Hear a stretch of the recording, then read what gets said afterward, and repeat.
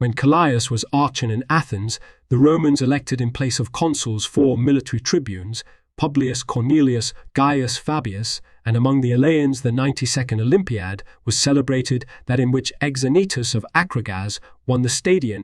In this year, it came to pass that, after the Athenians had collapsed in Sicily, their supremacy was held in contempt, for immediately the peoples of Chios, Samos, Byzantium, and many of the allies revolted to the Lacedaemonians. Consequently, the Athenian people, being disheartened, of their own accord, renounced the democracy, and choosing 400 men they turned over to them the administration of the state.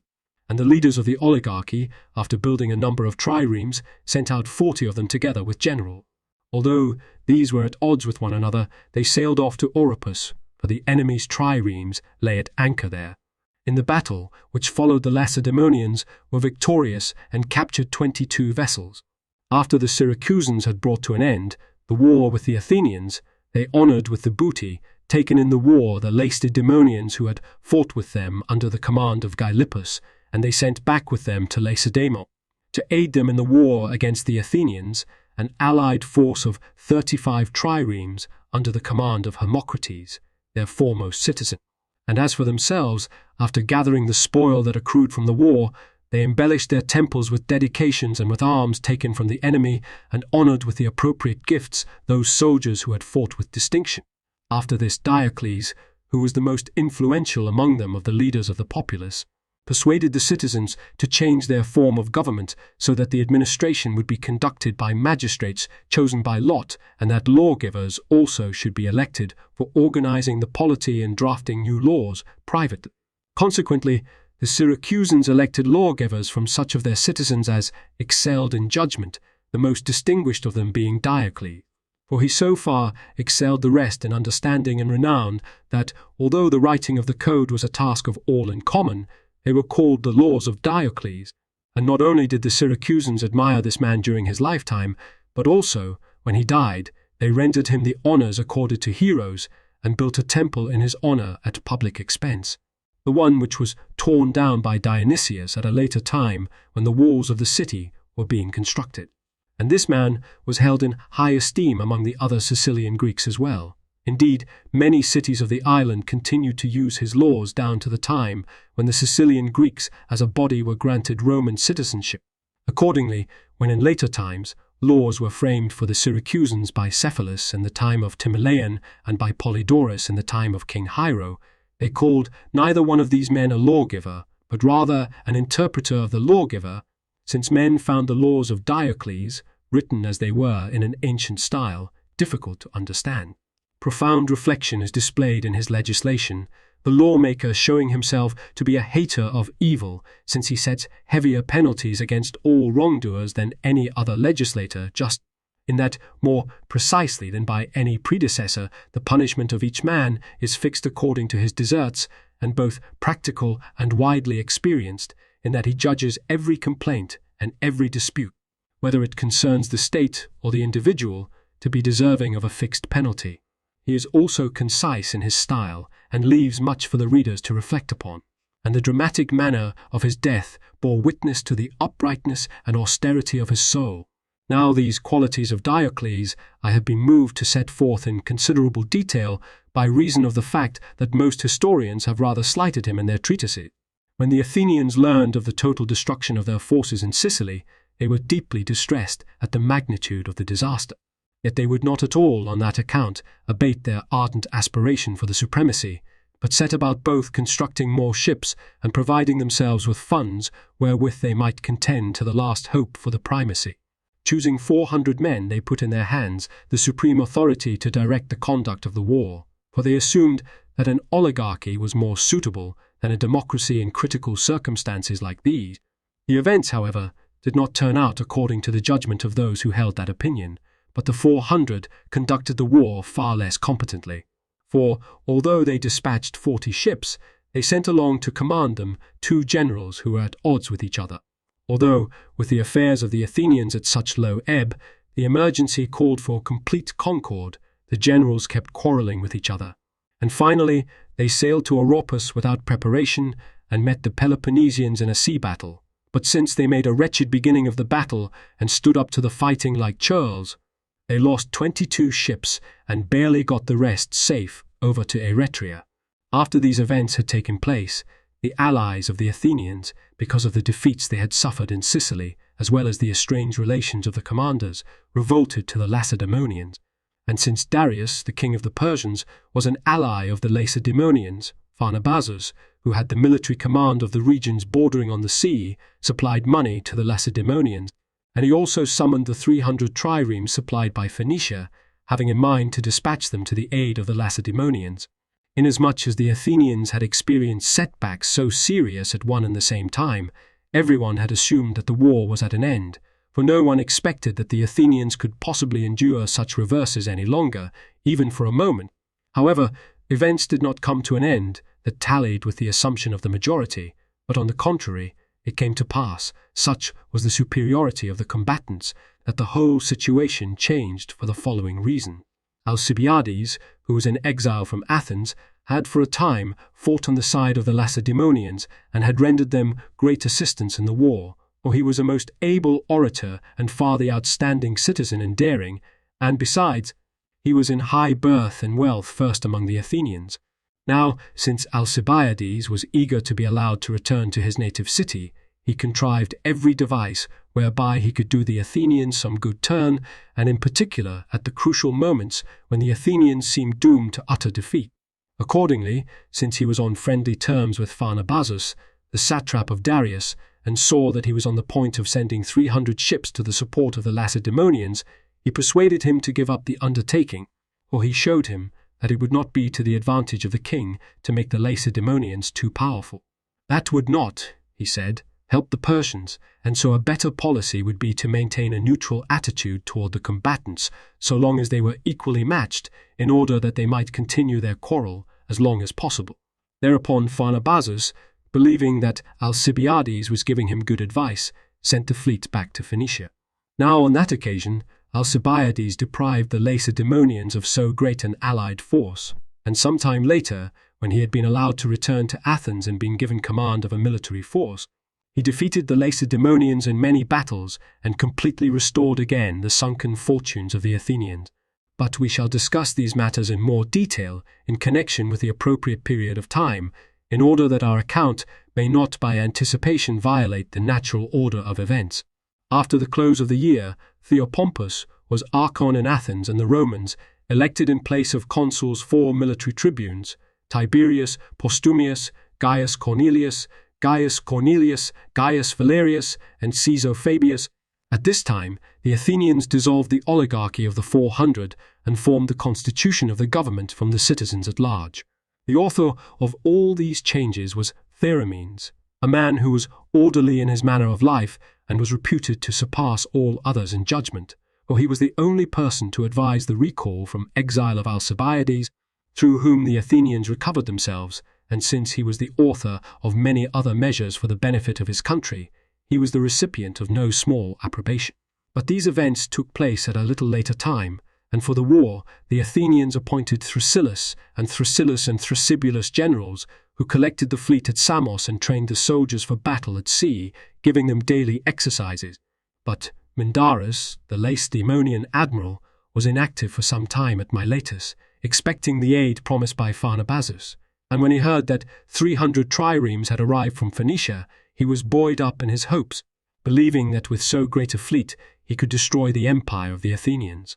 But when a little later he learned from sundry persons that Pharnabazus had been won over by Alcibiades and had sent the fleet back to Phoenicia, he gave up the hopes he had placed in Pharnabazus and by himself.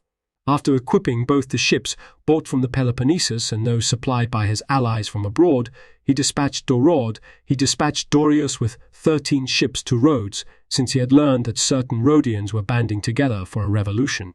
The ships we have mentioned had recently been sent to the Lacedaemonians as an allied force by certain Greeks of Italy, and Mindarus himself took all the other ships, numbering 83, and set out for the Hellespont, since he had learned that the Athenian fleet was tarrying at Samos. The moment the generals of the Athenians saw them sailing by, they put out to sea against them with 60 ships. But when the Lacedaemonians put in at Chios, The Athenian generals decided to sail on to Lesbos and there to gather triremes from their allies, in order that it should not turn out that the enemy surpassed them in number of ships. Now the Athenians were engaged in gathering ships, but Mindarus, the Lacedaemonian admiral, setting out by night with his entire fleet, made in haste for the Hellespont and arrived on the second day at Sigeum. When the Athenians learned that the fleet had sailed by them, they did not wait for all the triremes of their allies, but after only 3 had been added to their number, they set out in pursuit of the Lacedaemonians. When they arrived at Sigeum, they found the fleet already departed, but 3 ships left behind they at once captured. After this, they put in at Elias and made preparations for the sea battle. The Lacedaemonians, seeing the enemy rehearsing for the battle, did likewise, spending 5 days improving their ships and exercising their rowers. Then they drew up the fleet for the battle, its strength being 88 ships. Now, the Lacedaemonians stationed their ships on the Asian side of the channel, while the Athenians lined up against them on the European side, being fewer in number, but of superior training. The Lacedaemonians put on their right wing the Syracusans, whose leader was Hermocrates, and the Peloponnesians themselves formed the whole left wing with Mindarus in command. For the Athenians, Thrasyllus was stationed on the right wing and Thrasybulus on the left. At the outset, both sides strove stubbornly for position, in order that they might not have the current against them. Consequently, they kept sailing around each other for a long time, endeavoring to block off the straits and struggling for an advantageous position. For the battle took place between Abydos and Sestus, and it so happened that the current was of no little hindrance where the strait was narrow. However, the pilots of the Athenian fleet, being far superior in experience, contributed greatly to the victory.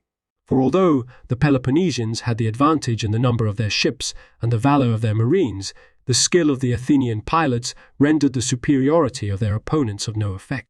For whenever the Peloponnesians, with their ships in a body, would charge swiftly forward to ram, the pilots would maneuver their own ships so skillfully that their opponents were unable to strike them at any other spot, but could only meet them bows on, ram against ram. Consequently, Mindarus, seeing that the force of the rams was proving ineffective, gave orders for his ships to come to grips in small groups or one at a time. But not by this maneuver either, as it turned out, was the skill of the Athenian pilots rendered ineffective. On the contrary, cleverly avoiding the oncoming rams of the ships, they struck them on the side and damaged many. And such a spirit of rivalry pervaded both forces that they would not confine the struggle to ramming tactics, but tangling ship with ship fought it out with the marines. Although they were hindered by the strength of the current from achieving great success, they continued the struggle for a considerable time, neither side being able to gain the victory. While the fighting was thus equally balanced, there appeared beyond a cape 25 ships which had been dispatched to the Athenians from their ally. The Peloponnesians thereupon in alarm turned in flight toward Abydos, the Athenians clinging to them and pursuing them the more vigorously. Such was the end of the battle, and the Athenians captured 8 ships of the Chians, 5 of the Corinthians, 2 of the Ambraciotes, and 1 each of the Syracusans, Pellenians, and Leucadians, while they themselves lost 5 ships, all of them, as it happened, having been sunk. After this, Thrasybulus set up a trophy on the cape where stands the memorial of Hecabe and sent messengers to Athens to carry word of the victory, and himself made his way to Cyzicus with the entire fleet. For before the sea battle, this city had revolted to Pharnabazus, the general of Darius, and to Clearchus, the Lacedaemonian commander. Finding the city unfortified, the Athenians easily achieved their end, and after exacting money of the Cyziceni, they sailed off to Sestus. Mindarus, the Lacedaemonian admiral, after his flight to Abydos from the scene of his defeat, repaired his ships that had been damaged and also sent the Spartan epicles to the triremes at Euboea with orders to bring them with all speed. When Epicles arrived at Euboea, he gathered all the ships, which amounted to 50, and hurriedly put out to sea. But when the triremes were off, Athos there arose a storm of such fury that all the ships were lost, and of their crews 12 men alone survived. These facts are set forth by a dedication, as Ephorus states, which stands in the temple at Coronea and bears the following inscription: "These, from the crews of 50 ships, escaping destruction, brought their bodies to land hard by Athos' sharp crags.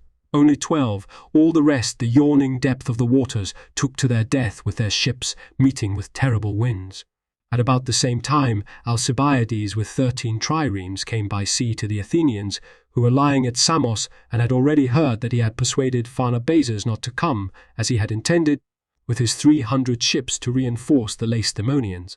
And since the troops at Samos gave him a friendly welcome, he discussed with them the matter of his return from exile, offering promises to render many services to the fatherland, and in like manner he defended his own conduct and shed many tears over his own fortune, because he had been compelled by his enemies to give proof of his own valor at the expense of his native land. And since the soldiers heartily welcomed the offers of Alcibiades and sent messages to Athens regarding them, the people voted to dismiss the charges against Alcibiades and to give him a share in the command, for as they observed the efficiency of his daring and the fame he enjoyed among the Greeks, they assumed, and with good reason, that his adherence to them would add no little weight to their cause. Moreover, Theramenes, who at the time enjoyed the leadership in the government and who, if anyone, had a reputation of sagacity, advised the people to recall Alcibiades. When word of this action was reported to Samos, Alcibiades added 9 ships to the 13 he already had, and sailing with them to Halicarnassus, he exacted money from that city. After this, he sacked Meropes and returned to Samos with much plunder. And since a great amount of booty had been amassed, he divided the spoils among the soldiers at Samos and his own troops, thereby soon causing the recipients of his benefactions to be well disposed toward himself. About the same time, the Antandrians, who were held by a garrison, sent to the Lacedaemonians for soldiers, with whose aid they expelled the garrison, and thus made their country a free place to live in. For the Lacedaemonians, finding fault with Pharnabazus for the sending of the 300 ships back to Phoenicia, gave their aid to the inhabitants of Antandrus.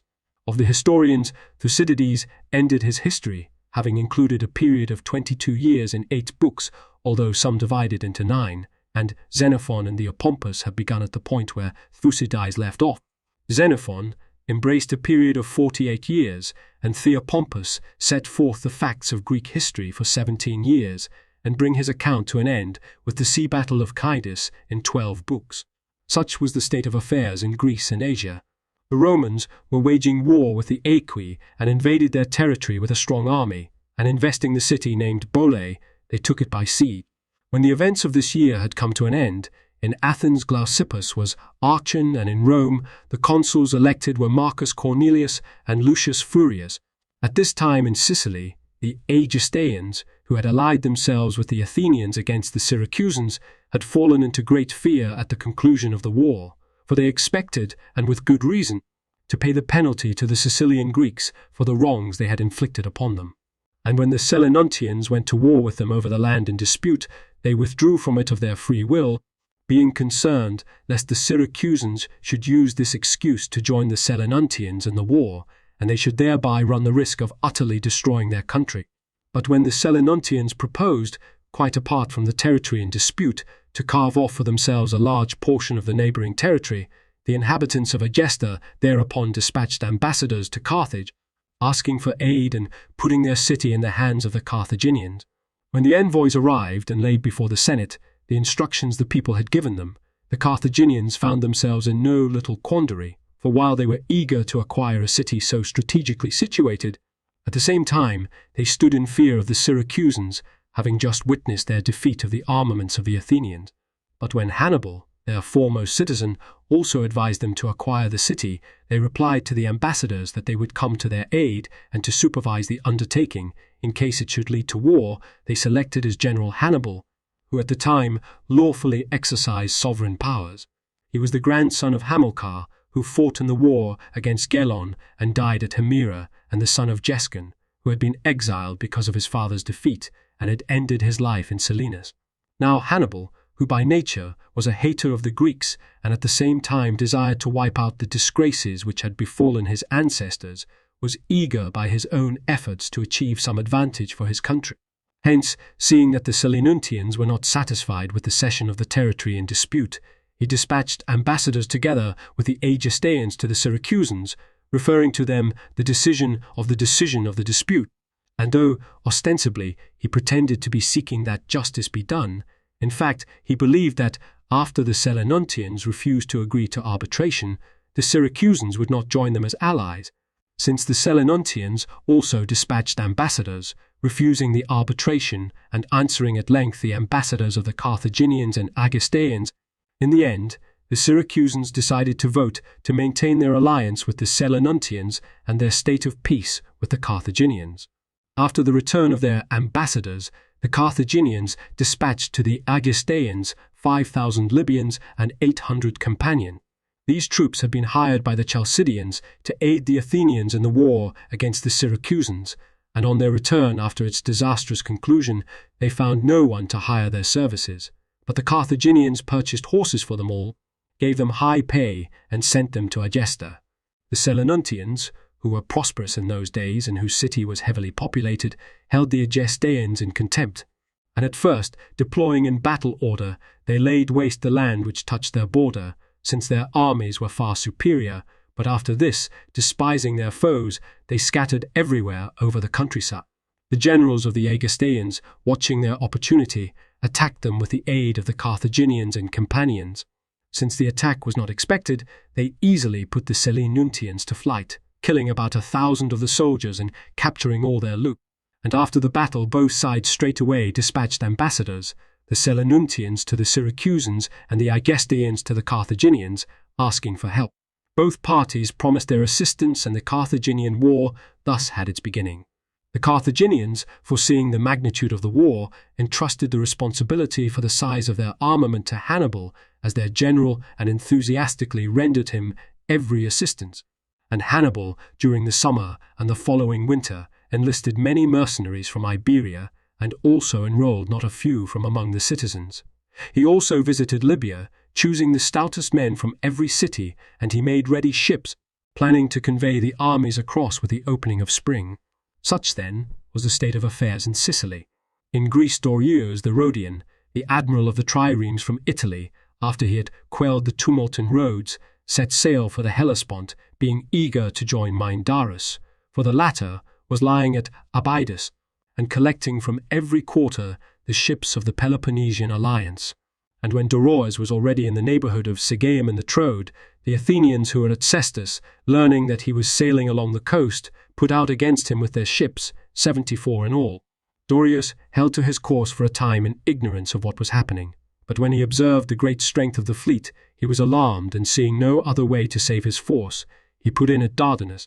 Here he disembarked his soldiers and took over the troops who were guarding the city, and then he speedily got in a vast supply of missiles and stationed his soldiers both on the foreparts of the ships and in advantageous positions on the land. The Athenians, sailing in at full speed, set to work hauling the ships away from the shore, and they were wearing down the enemy, having crowded them on every side by their superior numbers. When Mindarus, the Peloponnesian admiral, learned of the situation, he speedily put out from Abydos with his entire fleet and sailed to the Dardanian promontory with 84 ships to the aid of the fleet of Dorius, and the land army of Pharnabazus was also there, supporting the Lacedaemonians. When the fleets came near one another, both sides drew up the triremes for battle. Mindarus, who had 97 ships, stationed the Syracusans on his left wing, while he himself took command of the right. As for the Athenians, Thrasybulus led the right wing and Thrasyllus the other. After the forces had made ready in this fashion, their commanders raised the signal for battle, and the trumpeters at a single word of command began to sound the attack. And since the rowers showed no lack of eagerness, and the pilots managed their helms with skill, the contest which ensued was an amazing spectacle. For whenever the triremes would drive forward to ram, at that moment the pilots, at just the critical instant, would turn their ships so effectively that the blows were made ram on. As for the marines, whenever they would see their own ships borne along with their sides to the triremes of the enemy, they would be terror-stricken, despairing of their lives.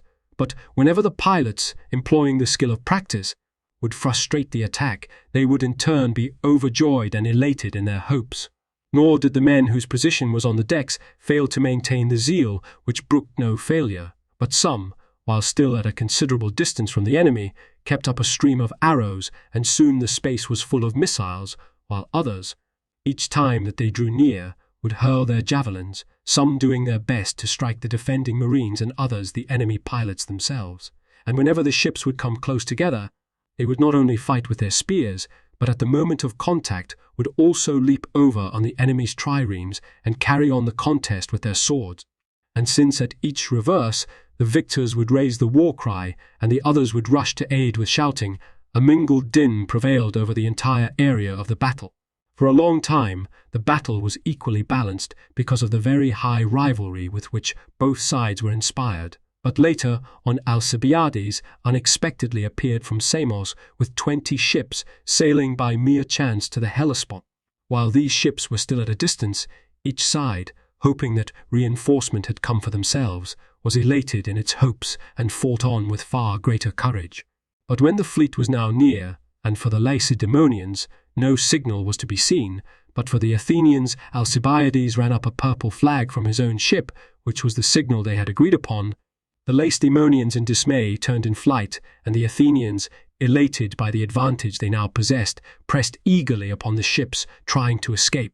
And they speedily captured 10 ships, but then a storm and violent winds arose, as a result of which they were greatly hindered in the pursuit. For because of the high waves, the boats would not respond to the tillers, and the attempts at ramming proved fruitless since the ships were receding when struck. In the end, the Lacedaemonians, gaining the shore, fled to the land army of Pharnabazus, and the Athenians at first essayed to drag the ships from the shore and put up a desperate battle. But when they were checked in their attempts by the Persian forces, they sailed off to Sestus. For Pharnabazus, wishing to build a defense for himself before the Lacedaemonians against the charges they were bringing against him, put up all the more vigorous fight against the Athenians, while, at the same time, with respect to his sending the 300 triremes to Phoenicia, he explained to them that he had done so on receiving information that the king of the Arabians and the king of the Arabians and the king of the Egyptians had designs upon Phoenicia. When the sea battle had ended as we have related, the Athenians sailed off at the time to Sestus, whence it was already night, but when day came, they collected their ships which had been damaged and set up another trophy near the former one. And Mindarus, about the first watch of the night, set out to Abydos, where he repaired his ships that had been damaged and sent word to the Lacedaemonians for reinforcements of both soldiers and ships, for he had in mind, while the fleet was being made ready, to lay siege with the army together with Pharnabazus to the cities in Asia which were allied with the Athenians.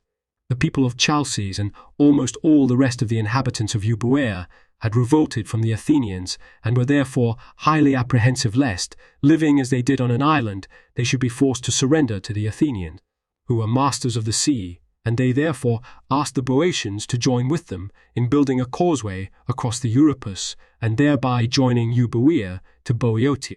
The Boeotians agreed to this, since it was to their special advantage that Euboea should be an island to everybody else but a part of the mainland to themselves.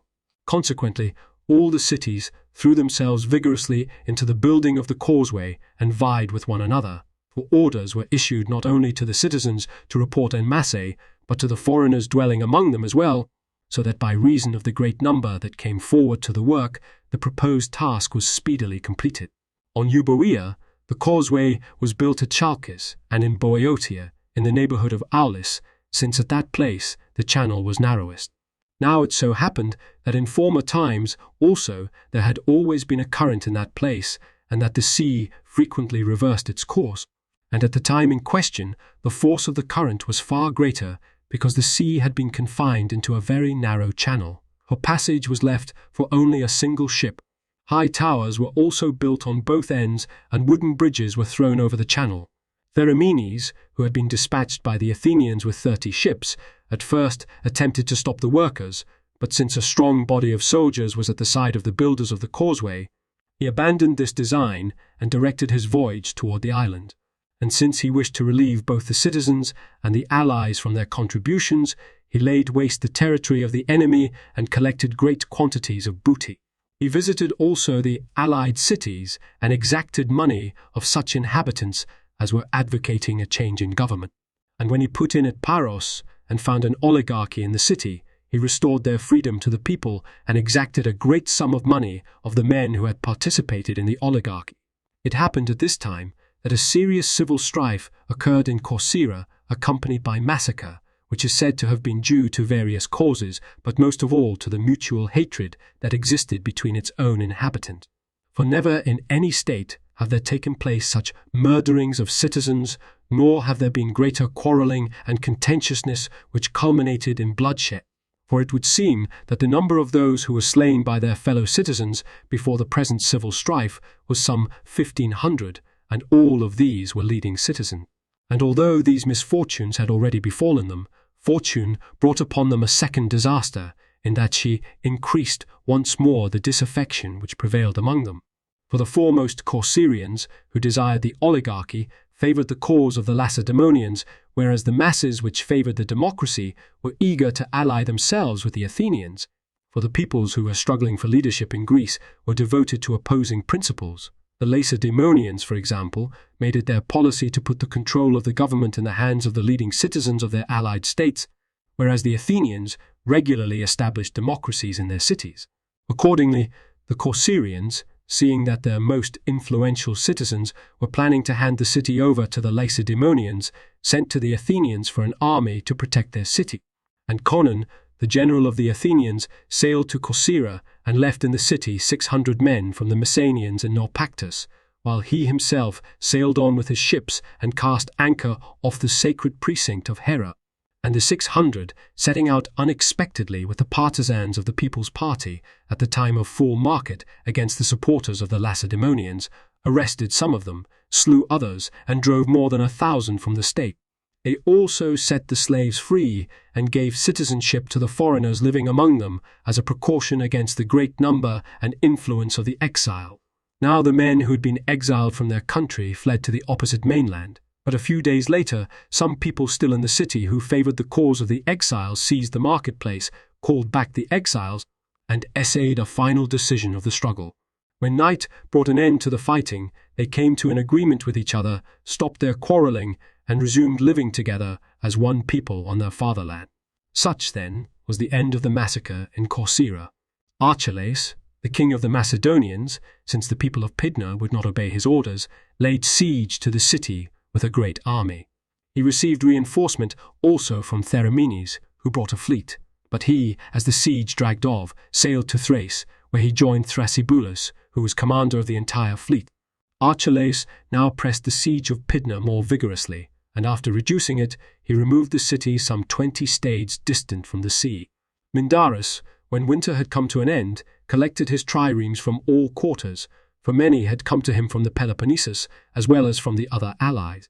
But the Athenian generals in Cestus, when they learned of the great size of the fleet that was being assembled by the enemy, were greatly alarmed lest they, attacking with all their triremes, should capture their ships.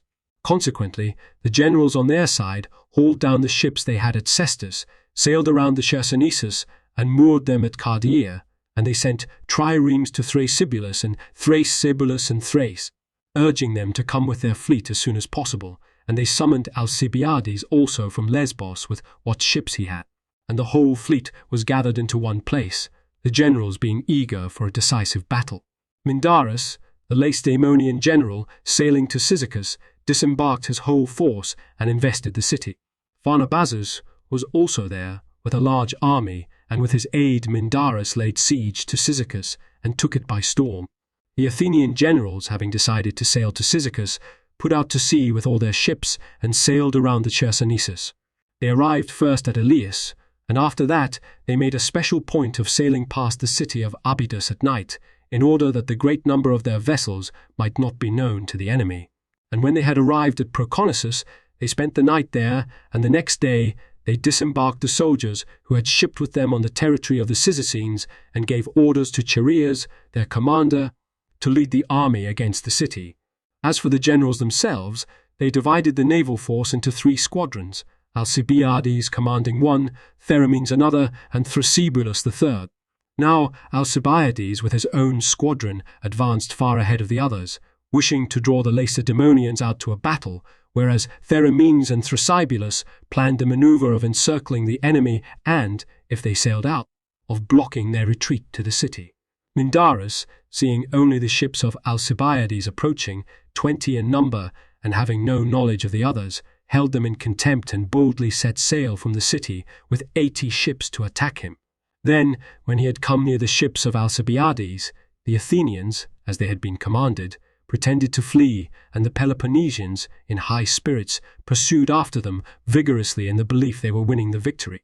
But after Alcibiades had drawn them a considerable distance from the city, he raised the signal, and when this was given, the ships of Alcibiades suddenly at the same time turned about to face the enemy, and Theramenes and Thrasybulus sailed toward the city and cut off the retreat of the Lacedaemonians. The troops of Mindarus, when they now observed multitude of the enemy's ships and realized that they had been outgeneraled, were filled with great fear. And finally, since the Athenians were appearing from every direction and had shut off the Peloponnesians from their line of approach to the city, Mindarus was forced to seek safety on land near Clere, as it is called, where also Pharnabazus had his army.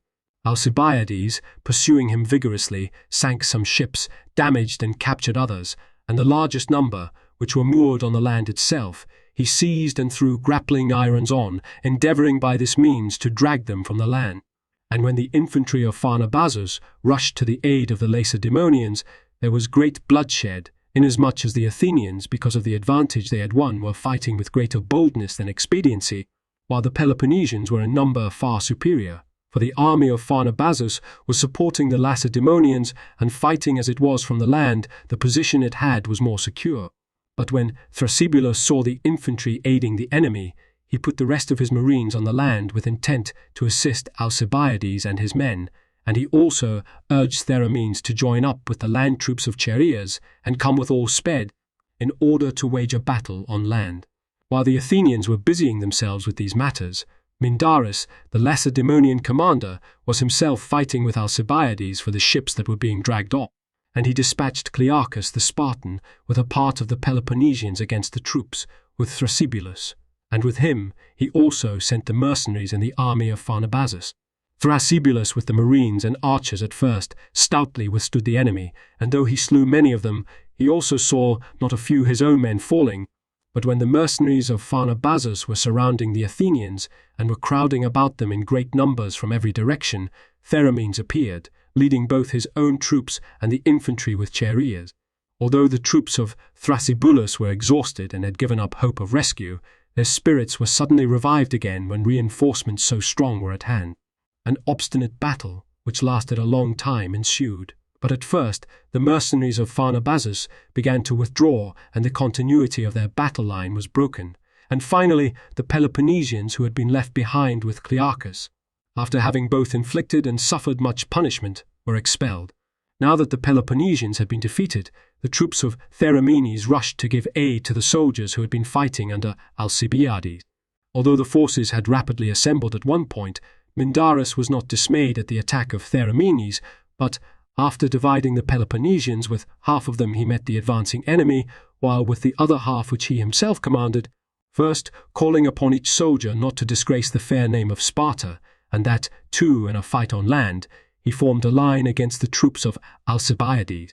He put up a heroic battle about the ships, fighting in person before all his troops, but though he slew many of the opponents, in the end he was killed by the troops of Alcibiades as he battled nobly for his fatherland. When he had fallen, both the Peloponnesians and all allies banded together and broke into terror-stricken flight. The Athenians pursued the enemy for a distance, but when they learned that Pharnabazus was hurrying up at full speed with a strong force of cavalry, they returned to the ships, and after they had taken the city, they set up 2 trophies for the 2 victories, one for the sea battle at the island of Polydorus, as it is called, and one for the land battle where they forced the first flight of the enemy. Now the Peloponnesians in the city, and all the fugitives from the battle, fled to the camp of Pharnabazus, and the Athenian generals not only captured all the ships, but they also took many prisoners and an immeasurable quantity of booty, since they had won the victory at the same time over 2 armaments of such size. When the news of the victory came to Athens, the people, contemplating the unexpected good fortune which had come to the city after their former disasters, were elated over their successes, and the populace in a body offered sacrifices to the gods and gathered in festive assemblies. And for the war they selected from their most stalwart men 1,000 hoplites and 100 horsemen, and in addition to these they dispatched 30 triremes to Alcibiades, in order that, now that they dominated the sea, they might lay waste with impunity the cities which favoured the Lacedaemonians. The Lacedaemonians, on the other hand, when they heard of the disaster they had suffered at Cyzicus, sent ambassadors to Athens to treat for peace, the chief of whom was envious. When permission was given him, he took the floor and spoke succinctly and in the terse fashion of Laconians, and for this reason I have decided not to omit the speech as he delivered it. We want to be at peace with you, men of Athens, and that each party should keep the cities which it now possesses and cease to maintain its garrisons in the other's territory, and that our captives be ransomed, one Laconian for one Athenian. We are not unmindful that the war is hurtful to both of us, but far more to you. Never mind the words I use, but learn from the facts.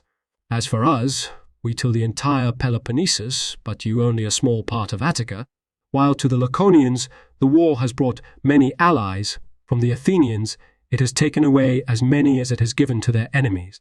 For us the richest king to be found in the inhabited world defrays the cost of the war, for you the most poverty-stricken folk of the inhabited world. Consequently our troops, in view of their generous pay, make war with spirit, while your soldiers, because they pay the war taxes out of their own pockets, shrink from both the hardships and the costs of war. In the second place, when we make war at sea, we risk losing only hulls among resources of the state, while you have on board crews, most of whom are citizens. And, what is the most important, even if we meet defeat in our actions at sea, we still maintain without dispute the mastery on land, for a Spartan foot soldier does not even know what flight means. But you, if you are driven from the sea, contend not for the supremacy on land, but for survival. It remains for me to show you why, despite so many and great advantages we possess in the fighting, we urge you to make peace. I do not affirm that Sparta is profiting from the war, but only that she is suffering less than the Athenians. Only fools find satisfaction in sharing the misfortunes of their enemies when it is in their power to make no trial whatsoever of misfortune. For the destruction of the enemy brings no joy that can balance the gift caused by the distress of one's own people. And not for these reasons alone are we eager to come to terms, but because we hold fast to the custom of our fathers. For when we consider the many terrible sufferings which are caused by the rivalries which accompany war, we believe we should make it clear in the sight of all gods and men that we are least responsible of all men for such things. After the Laconian had made these and similar representations, the sentiments of the most reasonable men among the Athenians inclined toward the peace, but those who made it their practice to foment war and to turn disturbances in the state to their personal profit chose the war. A supporter of this sentiment was, among others, Cleophon, who was the most influential leader of the populace at this time. He, taking the floor and arguing at length on the question in his own fashion, buoyed up the people, citing the magnitude of their military successes, as if indeed it is not the practice of fortune to adjudge the advantages in war now to one side and now to the other. Consequently, the Athenians, after taking unwise counsel, repented of it when it could do them no good, and, deceived as they were by words spoken in flattery, they made a blunder so vital that never again at any time were they able truly to recover. But these events, which took place at a later date, will be described in connection with the period of time to which they belong. At the time, we are discussing the Athenians, being elated by their successes and entertaining many great hopes because they had Alcibiades as the leader of their armed forces, thought that they had quickly won back their supremacy. When the events of this year had come to an end, in Athens Diocles took over the chief office, and in Rome Quintus Fabius and Gaius Furius held the consulship. At this time, Hannibal, the general of the Carthaginians, gathered together both the mercenaries he had collected from Iberia and the soldiers he had enrolled from Libya, manned 60 ships of war, and made ready some 1,500 transport. On these he loaded the troops, the siege engines, missiles, and all the other accessories. After crossing with the fleet the Libyan Sea, he came to land in Sicily on the promontory which lies opposite Libya and is called Lilybaeum, and at that very time some Selenuntian cavalry were tarrying in those regions, and having seen the great size of the fleet as it came to land, they speedily informed their fellow citizens of the presence of the enemy. The Selenuntians at once dispatched their letter carriers to the Syracusans, asking their aid, and Hannibal disembarked his troops and pitched a camp, beginning at the well which in those times had the name Lilybaeum, and many years after these events, when a city was founded near it, the presence of the well occasioned the giving of the name to the city. Hannibal had all told, as Ephorus has recorded, 200,000 infantry and 4,000 cavalry, but as Timaeus says, not many more than 100,000 men. His ships he hauled up on land in the bay about Morti, every one of them wishing to give the Syracusans the impression that he had not come to make war upon them or to sail along the coast with his naval force against Syracuse. And after adding to his army the soldiers supplied by the Aegistaeans and by the other allies, he broke camp and made his way from Lilybaeum towards Selinus. And when he came to the Mazarus River, he took at the first assault the trading stations situated by it, and when he arrived before the city, he divided his army into 2 parts. Then, after he had invested the city and put his siege engines in position, he began the assaults with all speed. He set up 6 towers of exceptional size and advanced an equal number of battering rams plated with iron against the walls. Furthermore, by employing his archers and slingers in great numbers, he beat back the fighters on the battlement. The Selinuntians, who had for a long time been without experience in sieges and had been the only Sicilian Greeks to fight on the side of the Carthaginians in the war against Gelon, had never conceived that they would be brought to such a state of fear by the people whom they had befriended. But when they saw the great size of the engines of war and the hosts of the enemy, they were filled with dread and dismayed at the magnitude of the danger threatening them. However, they did not totally despair of their deliverance, but in the expectation that the Syracusans and their other allies would soon arrive, the whole populace fought off the enemy from the wall. Indeed, all the men in the prime of life were armed and battled desperately, while the older men busied themselves with the supplies and, as they made the rounds of the wall, begged the young men not to allow them to fall under subjection to the enemy, and women and girls supplied the food and mills to the defenders of the fatherland, counting as naught the modesty and the sense of shame which they cherished in time of peace. Such consternation prevailed that the magnitude of the emergency called for even the aid of their women. Hannibal, who had promised the soldiers that he would give them the city to pillage, pushed the siege engines forward and assaulted the walls in waves with his best soldiers. And all together the trumpet sounded the signal for attack, and at one command the army of the Carthaginians, as a body raised the war cry, and by the power of the rams the walls were shaken, while by reason of the height of the towers the fighters on them slew many of the Selinuntians. For in the long period of peace they had given no attention whatever even to their walls, and so they were easily subdued, since the wooden towers far excelled the walls in height. When the wall fell, the Campanians, being eager to accomplish some outstanding feat, broke swiftly into the city. Now at the outset, they struck terror into their opponents, who were few in number, but after that, when many gathered to the aid of the defenders, they were thrust out with heavy losses among their own soldiers, for since they had forced a passage when the wall had not yet been completely cleared, and in their attack had fallen foul of difficult terrain, they were easily overcome. At nightfall, the Carthaginians broke off the assault. The Selinuntians, picking out their best horsemen, dispatched them at once by night, some to Acragas and others to Gela and Syracuse, asking them to come to their aid with all speed, since their city could not withstand the strength of the enemy for any great time. Now the Acragantini and Gelones waited for the Syracusans, since they wished to lead their troops as one body against the Carthaginians, and the Syracusans, on learning the facts about the siege, first stopped the war they were engaged in with the Chalcidians, and then spent some time in gathering the troops from the countryside and making great preparations, thinking that the city might be forced by siege to surrender, but would not be taken by storm.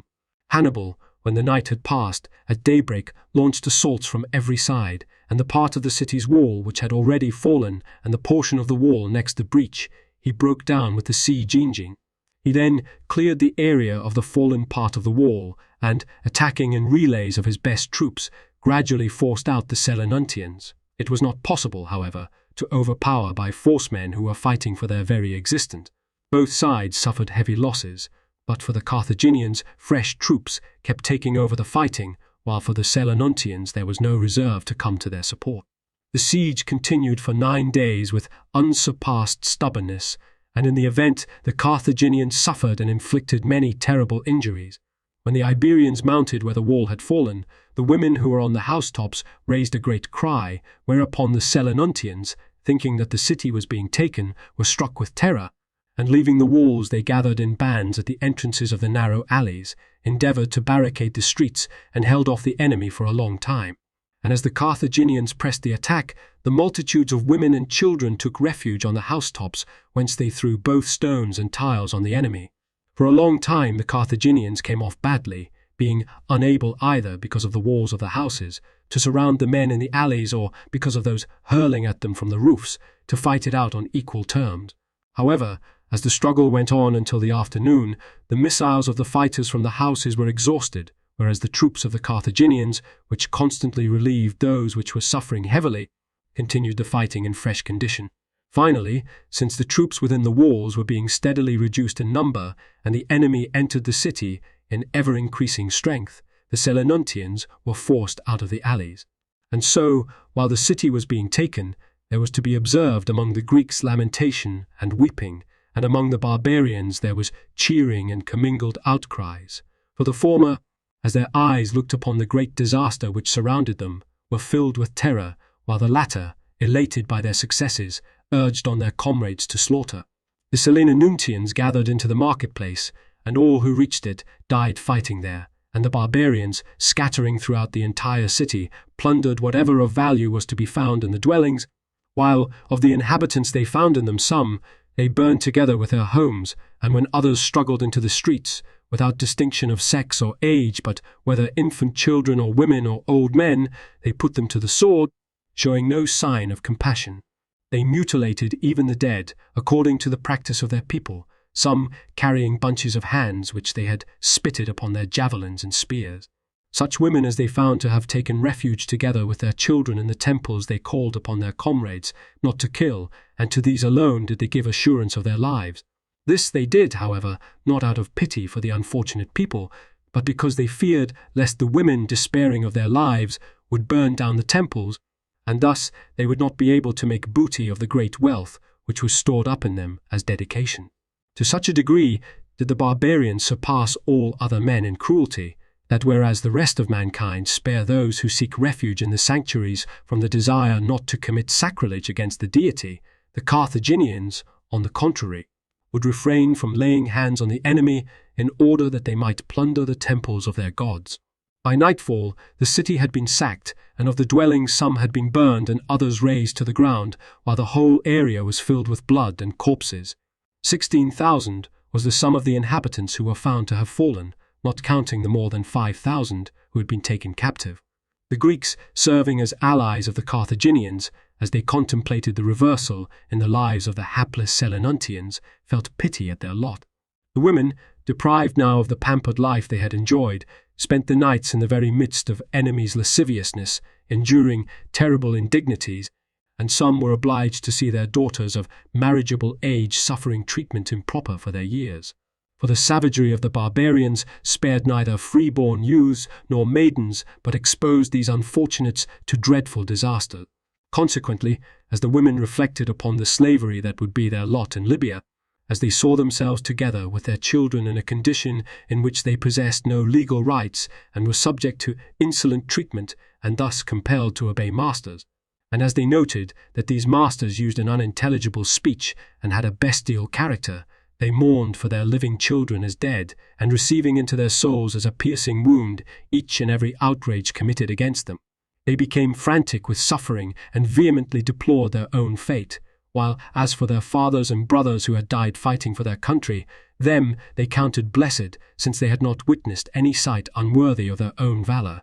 The Selinuntians, who had escaped capture, 2,600 in number, made their way in safety to Acragas, and there received all possible kindness, for Acragantini, after portioning out food to them at public expense, divided them for billeting among their homes, urging the private citizens, who were indeed eager enough, to supply them with every necessity of life. While these events were taking place, there arrived at Acragas 3,000 picked soldiers from Syracusans, who had been dispatched in advance with all speed to bring aid. On learning of the fall of Selinus, they sent ambassadors to Hannibal, urging him both to release the captives on the payment of ransom and to spare the temples of the gods. Hannibal replied that the Selinuntians, having proved incapable of defending their freedom, would now undergo the experience of slavery, and that the gods had departed from Selinus, having become offended with its inhabitant. However, since the fugitives had sent Empedion as an ambassador, to him Hannibal restored his possessions, for Empedion had always favoured the cause of the Carthaginians, and before the siege had counselled the citizens not to go to war against the Carthaginians. Hannibal also graciously delivered up to him his kinsmen who were among the captives, and to the Selinuntians who had escaped he gave permission to dwell in the city and to cultivate its fields upon payment of tribute to the Carthaginians. Now this city was taken after it had been inhabited from its founding for a period of 242 years, and Hannibal, after destroying the walls of Selinus, departed with his whole army to Himera, being especially bent on razing this city to the ground.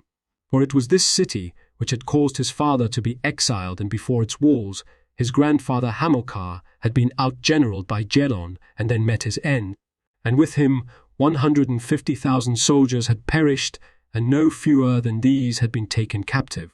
These were the reasons why Hannibal was eager to exact punishment, and with 40,000 men he pitched camp upon some hills not far from the city, while with the rest of his entire army he invested the city, 20,000 additional soldiers from both Sicily and Sicani having joined him. Setting up his siege engines, he shook the walls at a number of points, and since he pressed the battle with waves of troops in great strength, he wore down the defenders, especially since his soldiers were elated by their successes. He also set about undermining the walls, which he then shored up with wooden supports, and when these were set on fire, a large section of the wall soon fell. Thereupon there ensued a most bitter battle, one side struggling to force its way inside the wall, and the other fearing lest they should suffer the same fate as the Selinuntians. Consequently, since the defenders put up a struggle to the death on behalf of children and parents and the fatherland which all men fight to defend, the barbarians were thrust out and the section of the wall quickly restored. To their aid came also the Syracusans from Acragas and troops from their other allies, some 4,000 in all, who were under the command of Diocles the Syracusan. At that juncture, when night brought an end to all further striving for victory, the Carthaginians abandoned the attack, and when day came, the Himeraeans decided not to allow themselves to be shut in and surrounded in this ignominious manner, as were the Selinuntians, and so they stationed guards on the walls and led out of the city the rest of their soldiers together with the allies who had arrived, some 10,000 men. And by engaging the enemy thus unexpectedly, they threw the barbarians into consternation, thinking as they did that allied forces had arrived to aid those who were penned in by the siege. And because the Himeraeans were far superior in deeds of daring and of skill, and especially because their single hope of safety lay in their prevailing in the battle, at the outset they slew the first opponent. And since the multitude of the barbarians thronged together in great disorder, because they never would have expected that the besieged would dare such a move, they were under no little disadvantage. For when 80,000 men streamed together without order into one place, the result was that the barbarians clashed with each other and suffered more heavily from themselves than from the enemy. The Himeraeans, having as spectators on the walls parents and children as well as all their relatives, spent their own lives unsparingly for the salvation of them all. And since they fought brilliantly, the barbarians, dismayed by their deeds of daring and unexpected resistance, turned in flight. They fled in disorder to the troops encamped on the hills, and the Himeraeans pressed hard upon them, crying out to each other to take no man captive, and they slew more than 6,000 of them, according to Timaeus, or, as Ephorus states, more than 20,000. But Hannibal, seeing that his men were becoming exhausted, brought down his troops who were encamped on the hills, and reinforcing his beaten soldiers, caught the Himeraeans in disorder as they were pushing the pursuit. In the fierce battle which ensued, the main body of the Himeraeans turned in flight, but 3,000 of them, who tried to oppose the Carthaginian army, though they accomplished great deeds, were slain to a man. This battle had already come to an end when there arrived at Himera from the Sicilian Greeks the 25 triremes which had previously been sent to aid the Lacedaemonians, but at this time had returned from the campaign. And a report also spread through the city that the Syracusans and Massi, together with their allies, were on the march to the aid of the Himeraeans, and that Hannibal was planning to man his triremes, in Moti with his choicest troops, and sailing to Syracuse, seized that city while it was stripped of its defenders. Consequently, Diocles, who commanded the forces in Himera, advised the admirals of the fleet to set sail with all speed for Syracuse, in order that it might not happen that the city should be taken by storm while its best troops were fighting a war abroad. They decided, therefore, that their best course was to abandon the city, and that they should embark half the populace on the triremes, for these would convey them until they had got beyond Himerian territory, and with the other half keep guard until the triremes should return. Although the Himeraeans complained indignantly at this conclusion, since there was no other course they could take, the triremes were hastily loaded by night with a mixed throng of women and children and of other inhabitants also, who sailed on them as far as Messene, and Diocles, taking his own soldiers and leaving behind the bodies of those who had fallen in the fighting, set forth upon the journey home. And many Himerians with children and wives set out with Diocles, since the triremes could not carry the whole populace. Those who had been left behind in Himera spent the night under arms on the walls, and when with the coming of day the Carthaginians surrounded the city and launched repeated attacks, the remaining Himerians fought with no thought for their lives, expecting the arrival of the ships. For that day, therefore, they continued to hold out, but on the next, even when the triremes were already in sight, it so happened that the wall began to fall before the blows of the Sicyngines and the Iberians to pour in a body into the city. Some of the barbarians thereupon would hold off the Himeraeans who rushed up to bring aid, while others, gaining command of the walls, would help their comrades get in. Now that the city had been taken by storm, for a long time the barbarians continued, with no sign of compassion, to slaughter everyone they seized. But when Hannibal issued orders to take prisoners, although the slaughter stopped, the wealth of the dwellings now became the objects of plunder. Hannibal, after sacking the temples and dragging out the suppliants who had fled to them for safety, set them afire, and the city he razed to the ground 240 years after its founding. Of the captives, the women and children he distributed among the army and kept them under guard, but the men whom he took captive, some 3,000, he led to the spot where once his grandfather Hamilcar had been slain by Gelon, and after torturing them put them all to death. After this, breaking up his army, he sent the Sicilian allies back to their countries, and accepting them also were the Campanians, who bitterly complained to the Carthaginians that, though they had been the ones chiefly responsible for the Carthaginian successes, the rewards they had received were not a fair return for their accomplishments. Then Hannibal embarked his army on the warships and merchant vessels, and leaving behind sufficient troops for the needs of his allies, he set sail from Sicily. And when he arrived at Carthage with much booty, the whole city came out to meet him, paying him homage and honors on honor as one who in a brief time had performed greater deeds than any general before him. Amocrates, the Syracusan, arrived in Sicily. This man, who had served as general in the war against the Athenians and had been of great service to his country, had acquired the greatest influence among the Syracusans, but afterwards, when he had been sent as admiral in command of 35 triremes to support the Lacedaemonians, he was overpowered by his political opponents and, upon being condemned to exile, he handed over the fleet in the Peloponnesus to the men who had been dispatched to succeed him. And since he had struck up a friendship with Pharnabazus, the satrap of the Persians, as a result of the campaign, he accepted from him a great sum of money with which, after he had arrived at Mycenae, he had 5 triremes built and hired 1,000 soldiers. Then, after adding to this force also above 1,000 of the Himerians who had been driven from their home, he endeavored with the aid of his friends to make good his return to Syracuse. But when he failed in this design, he set out through the middle of the island, and seizing Selinus he built a wall about a part of the city, and called to him from all quarters the Selinuntians who were still alive. He also received many others into the place, and thus gathered a force of 6,000 picked warriors. Making Selinus his base, he first laid waste the territory of the inhabitants of Morti, and defeating in battle those who came out from the city against him, he slew many and pursued the rest within the wall of the city. After this, he ravaged the territory of the people of Panormus and acquired countless booty, and when the inhabitants offered battle en masse before the city, he slew about 500 of them and shut up the rest within their walls. And since he also laid waste in like fashion all the rest of the territory in the hands of the Carthaginians, he won the commendation of the Sicilian Greeks. And among other things, the majority of the Syracusans also repented of their treatment of him, realizing that Hermocrates had been banished contrary to the merits of his valor. Consequently, after much discussion of him in meetings of the assembly, it was evident that the people desired to receive the man back from exile, and Hermocrates, on hearing of the talk about himself that was current in Syracuse, laid careful plans regarding his return from exile, knowing that his political opponents would work against it. Such was the course of events in Sicily.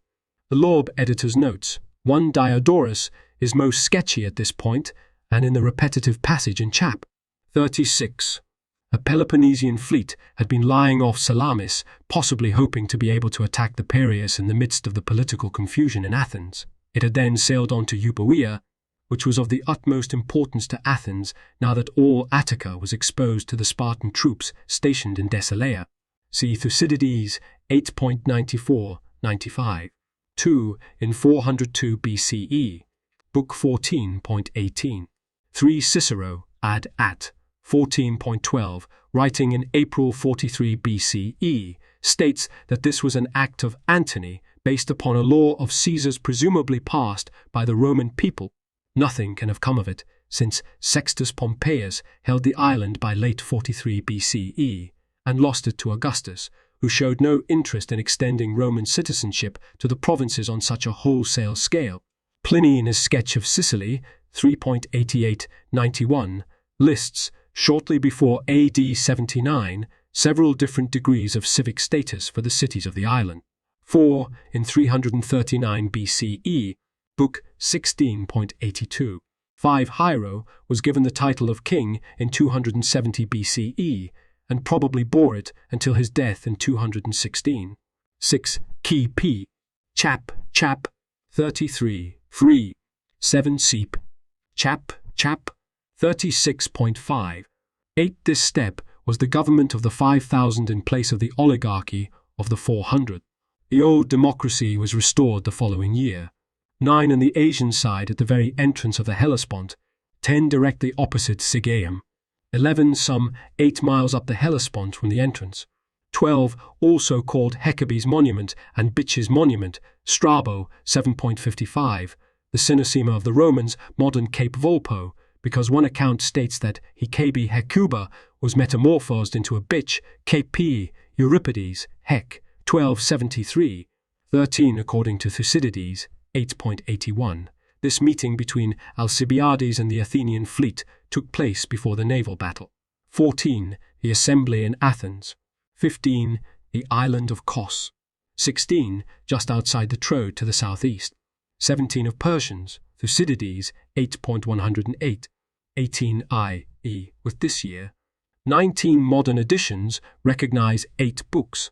20. The Hellenica of Xenophon covers the years 411, 362 BCE, ending with the Battle of Mantinea, and the Hellenica of Theopompus, which is not extant, included the years 410, 394 BC.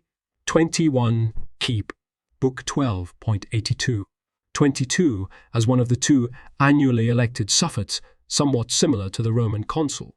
Evidently, Diodorus preferred not to use the unfamiliar title. 23. Key P. Book 11.21, 22. 24. Of Sicily. 25. More accurately, the Libyan mercenaries mentioned in the preceding paragraph. 26. Key P. Chap.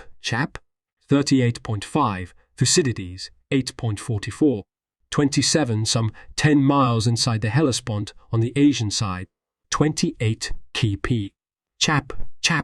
37.4 F. 29. Key. Chap. 40.6.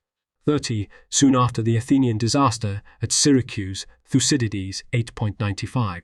31. Strabo 9.22 quotes Ephorus to the effect that a bridge only 2 plethra, 202 foot, long spanned the Euripus at Chalcis.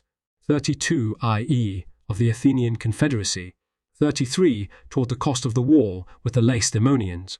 34. Thucydides 3.70 f. describes the earlier civil strife on the island.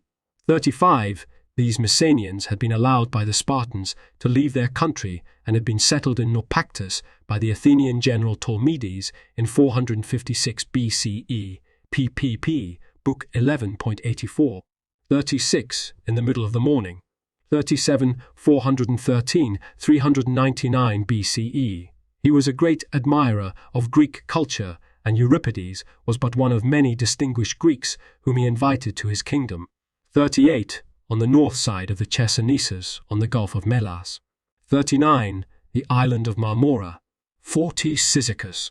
41, the despair of the Lacedaemonians, as such a disaster, is portrayed in the letter from the vice-admiral to Sparta, which is given by Xenophon, Hell, 1.1, 23, and ran as follows: the ships are gone.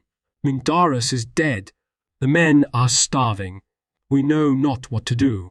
42, Endius, an ex-ephor, was an hereditary friend of Alcibiades and had served before on such a mission. Fuck.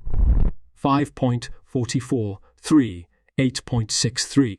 43, from Decelea, some 13 miles north and a little east of Athens, which the Lacedaemonians had seized and fortified. They could raid the larger part of Attica. 44, the king of Persia, who was contributing to the maintenance of the Peloponnesian fleet, but not as yet so generously as toward the end of the war. 45, of Aachen. 46, in 396 BC. 47, the city of Lilybaeum. 48, the bay and island of the same name lie a little north of Lilybaeum. See the Photogazettea pages at Levos. 49 CP, Book 11.21. 50 CP, Book 5.29, for the custom of the Gauls of preserving heads of warriors they had conquered. 51 CP, Book 11.21 F. 52 key P. Chaps. 34.4, 40.5, 63.1. 53 to Syracuse. 54 CP, Book 11.22. 55 CP. Chap. 34.4.